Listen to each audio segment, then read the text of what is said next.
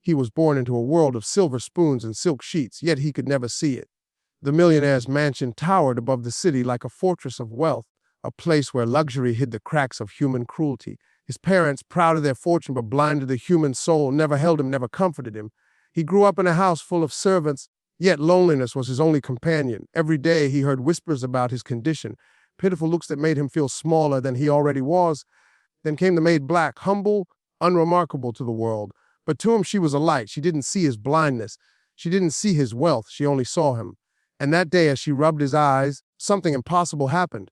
Something that would shatter the invisible walls around him and the prejudices that ruled everyone's hearts. The boy, Samuel, had known only darkness. From the moment he opened his eyes, he had never seen a single color, never felt the warmth of sunlight on his face as others did. Doctors had pronounced his condition untreatable, their words cold and final, and his parents had long since grown tired of his presence. In the marble halls of their mansion, with its chandeliers sparkling like frozen stars, he was treated more as an ornament than a child, a burden wrapped in silk and gold. His cries for attention were met with impatience, his attempts at connection dismissed as trivial. Samuel's world was filled with voices, footsteps, and echoes, but never with understanding. The servants moved around him like shadows, careful to avoid drawing his attention, careful to obey the unspoken rules that kept them in their place. None of them looked him in the eye, and none dared to touch his small hands. Their fear of the wealthy family's wrath made them distant and cold, their sympathy restrained by the walls of their own survival. But Clara was different. From the very first day she stepped into the mansion, she treated him like a person, not a project. Her voice was soft and unafraid, her hands steady and gentle. She spoke to him as if he were capable of more than pity, as if his blindness did not define him, as if he were worth noticing. She would hum as she worked, letting the sound fill the quiet spaces that had always been Samuel's companions. She taught him the textures of the world, the smooth curve of a teacup, the rough edges of the garden path, the subtle differences between the fabrics in the wardrobe. He could feel her presence, her warmth, and for the first time he felt less invisible. Her laughter was a bridge over the silence, her small gestures of care like lights in his perpetual darkness. She encouraged him to reach out, to explore, to exist in a space that had always told him he had no place. Even the parents, in their own way, had tried to shield him from the world, but their protection felt like imprisonment. Their wealth could not shield him from loneliness. Their status could not teach him love. Their words were filled with authority, but they never touched his soul. In Clara's hands, however, he felt something he had never felt before: acceptance. And as she guided him through the rooms, let him feel the textures, the edges, the warmth of the furniture, he began to understand what it meant to be seen, not just as a child of privilege, not just as a wealthy family's possession, but as a human being who mattered in the simplest, purest way possible. Clara had grown up in a world that had trained her to shrink, to stay invisible, to accept that her worth was measured by the color of her skin and the limitations society imposed upon her. She had learned early that to challenge the rules was dangerous, that the wealthy saw her only as labor, as someone disposable, someone whose voice did not matter. Every day she faced subtle reminders of her place, a glance that lingered too long on her hands, a dismissive word, a door that closed quietly in her face. But in Samuel, she saw something different, something fragile yet filled with the potential for connection. He was not like the others. He was vulnerable, alone, and desperately in need of someone who would treat him as a human rather than a project or a problem. From the moment she began caring for him, Clara treated him with a quiet courage, a defiance born of years spent understanding injustice firsthand. She spoke to him with warmth, not pity, her words shaping a world that had always seemed out of reach. She taught him to feel the textures of life, to listen to the rhythm of footsteps in the hall, to understand the subtle differences between the voices that surrounded him. She encouraged his curiosity, letting him explore the mansion without fear, gently correcting him when he stumbled, whispering reassurance when his small hands brushed against cold marble or sharp edges. One evening, after a long day of rejection from his parents, after being scolded for speaking or touching things that were deemed inappropriate, Samuel retreated to his room, tears wetting his cheeks and his despair filling the air. Clara found him there, sitting alone in the shadows, and without hesitation, she knelt beside him. Her hand touched his small shoulder with a gentle insistence that made him turn toward her, and she whispered, "You will see." Those words were not a promise of magic, not a trick of the imagination. They were a declaration, a refusal to let the world continue teaching him that he was helpless, unworthy, invisible. She guided his hands to her face, letting him feel the contours and warmth, and then to his own eyes, moving with a patience that came from understanding that trust could not be rushed. The room was quiet except for their breathing, the soft hum of the evening settling around them. Clara did not flinch at the enormity of the moment, the unspoken tension of a child's hope pressing against the boundaries of reality. She held him, grounded him, letting him know that he was safe and that someone believed in him, believed that he could experience the world fully, despite what doctors had said or what the society that surrounded him had enforced. And then, in that quiet, tension-filled room, the impossible began to unfold. Samuel felt a strange warmth spread across his face, a sensation unlike anything he had ever known. Clara's hands moved gently over his eyes, guiding, coaxing, and urging him to trust. At first, he flinched, afraid that the darkness would remain forever, that hope would betray him as it always had. But slowly, a flicker appeared, like the first thin slice of sunlight breaking through storm clouds. Shapes began to emerge in his mind, undefined at first, then sharper, more insistent. He blinked, tried to focus, and felt something stir deep within his chest, a thrill of disbelief so intense it almost knocked the air from his lungs. Colors burst into existence like a secret language being revealed. The walls of the room, once a uniform blur of gray in his imagination, now shimmered with golds and creams. The texture of the wallpaper suddenly palpable. The chandelier above him sparkled not as a cold ornament, but as a constellation of dancing lights, each crystal refracting the world in a way he had never imagined.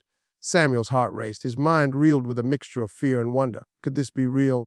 Or was it a dream crafted by longing so deep it had tricked him into seeing? He reached out with trembling hands, touching the surfaces he had only felt before, verifying that the colors and textures matched reality, that the world had not betrayed him with illusion. Clara's voice, steady and unwavering, anchored him. "It's okay, Samuel. You're safe. You can see." Her words were more than comfort, they were validation, proof that the impossible was happening through her courage and persistence. Samuel's lips quivered as tears streamed down his cheeks, catching the light and sparkling like tiny prisms. He had spent his entire life confined to darkness, and now, suddenly, every shadow of fear and despair was challenged by a flood of visual revelation. But it was not just the miracle of sight that overwhelmed him. It was the realization that someone who the world treated as invisible, someone the society around him had dismissed for the color of her skin, had given him the most precious gift he could ever imagine. His parents entered the room, drawn by the sound of his gasp, and froze in disbelief. Their faces betrayed shock, awe, and a discomfort that bordered on fear. How could a maid, someone of whom they had demanded obedience and invisibility, have achieved what their wealth, status, and all the doctors in the city could not? But Samuel did not notice them. His eyes were fixed on Clara, the hands that had guided him, the courage that had defied the unspoken rules of their world. The impossible had happened not because of privilege or power, but because someone had dared to care with all her heart.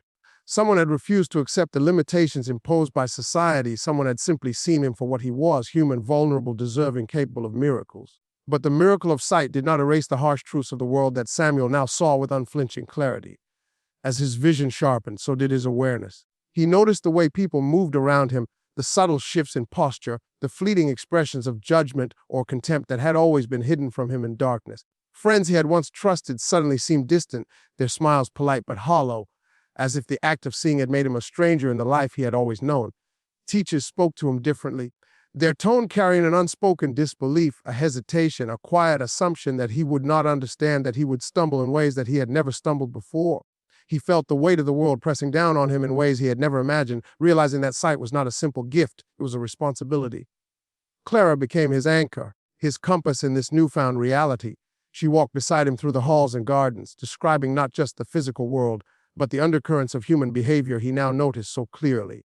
She taught him to recognize prejudice, to read the unspoken rules that governed interactions between the wealthy and the servants, between those who were considered important and those who were not. Together, they observed the small injustices a servant reprimanded for a minor mistake, a dismissive glance from a teacher, the casual disregard of a neighbor who refused to meet Clara's eyes.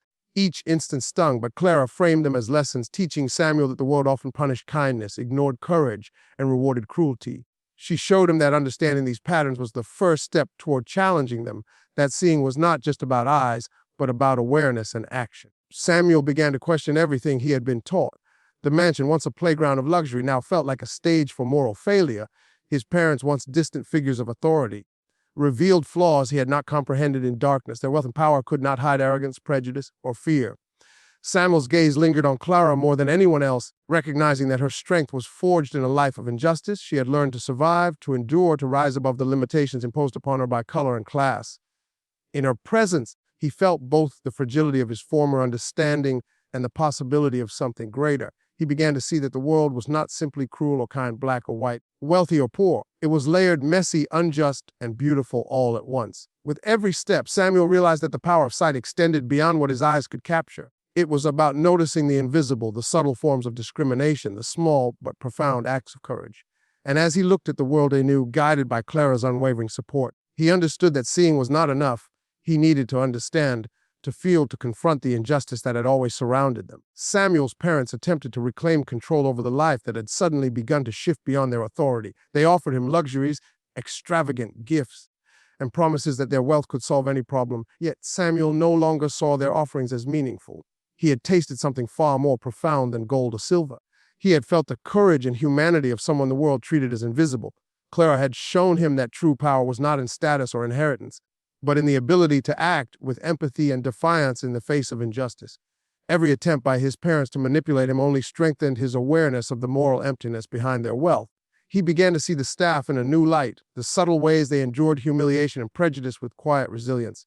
Samuel noticed the fear in their movements, the carefulness in every word they spoke, and the unspoken rules that dictated their every action. He understood that the world had long denied them dignity, had long trained them to accept oppression as normal, and had long whispered that their lives were less valuable. With Clara's guidance, Samuel became their ally, a bridge between privilege and humanity. He began small acts of protection and support, speaking up when someone was treated unfairly, ensuring their needs were met, offering kindness in ways that required courage more than money. Clara taught him that these acts were not charity, they were justice. Samuel felt a fire ignite inside him, an understanding that he could no longer be a passive observer. His eyes had been opened to the beauty of the world, but also to its cruelty. Every glance, every whisper, every subtle act of discrimination became impossible to ignore. He saw the inequity embedded not only in his family, but in the wider society around them. The way people were judged for the color of their skin, the limitations imposed by class, the casual cruelty of those who considered themselves superior. Samuel realized that his newfound vision came with responsibility, that he could use his awareness to challenge the very structures that had oppressed Clara and countless others. As he grew bolder, he began to confront the walls of fear and entitlement that had long defined his parents' world. He questioned their assumptions, their judgments, and their treatment of those beneath them. Samuel's confidence was no longer fragile. It was grounded in an understanding of fairness, empathy, and the moral courage Clara had instilled in him. The mansion that once felt like a cage of wealth now became a stage for awakening, for change, and for acts of defiance against long-standing injustice. With each choice he made, he recognized that true vision was not just about seeing with the eyes, but about perceiving truth, challenging oppression, and standing beside those who had been denied a voice. That day, Samuel learned a lesson that money could never teach. Seeing is more than eyes. It is the courage to recognize humanity where the world refuses to. Clara, a black maid in a house of privilege, became his teacher, his mirror, and the key to a new life. He realized the truth that so many fail to see. Prejudice is blind, even in the eyes of the privileged. It's in the whispers, the dismissals, the subtle acts of cruelty we choose to ignore. But compassion, love, and courage, they can pierce the darkest night, break down walls, and change the course of a life. Samuel's eyes had been opened, but his heart, guided by Clara, had been awakened. In a world where injustice often seems inevitable, that awakening, real, human, unstoppable, was the true miracle. And it came not from wealth, nor medicine, nor power, but from the brave hands of someone the world refused to see.